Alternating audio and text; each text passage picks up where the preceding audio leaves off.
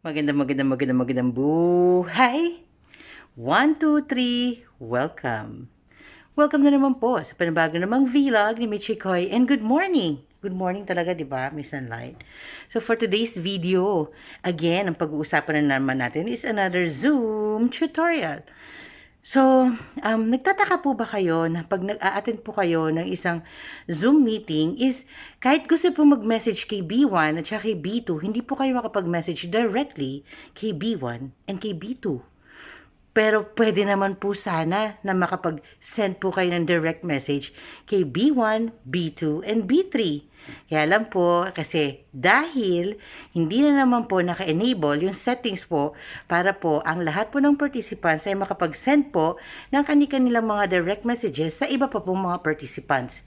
Kung mapapansin lang po natin, ang meron po is yung send message to everyone, wherein makikita po ng lahat kung ano po ang message natin, plus message to host. So, ngayon po, ipapakita po natin dito kung paano po na kayo ay pwedeng magkaroon po ng option na pwede po kayo makapag-send ng message sa iba pa pong mga participants directly.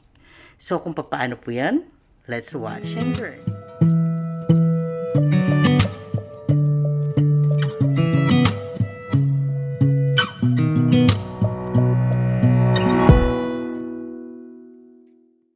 Nawin lang po natin kasi baka ito talaga ang gusto ni host na hindi pa kayo pwede mag-send ng direct message sa iba. So pero dito po kasi papakita po natin na andyan po si Leia at saka ako bukod po kay host. Mag-send po tayo ng chat message kay Leia pero hindi po tayo pwede mag-send dahil pwede lang po siya sa everyone and kay host. Meaning makikita po ni host pag meron kong gustong i-chat kay Leia. So ngayon titingnan po natin yung settings po ni host. Puntahan po natin yung account setting ni host and makikita po doon na ang naka-on lang po ay yung chat. Pero yung private chat, naka-disable po sa account setting ni host. And iyon po yung kailangan na i-on, in-enable po ni host para po mai-allow yung sending direct message to other participants. Okay, so yan, makikita nyo po, di ba? Naka-disable siya. So, ipapa-on po natin yan. Yan, naka-on na siya. Once na naka-on na po yan, pwede na pong mag-send ng direct message sa ibang participants.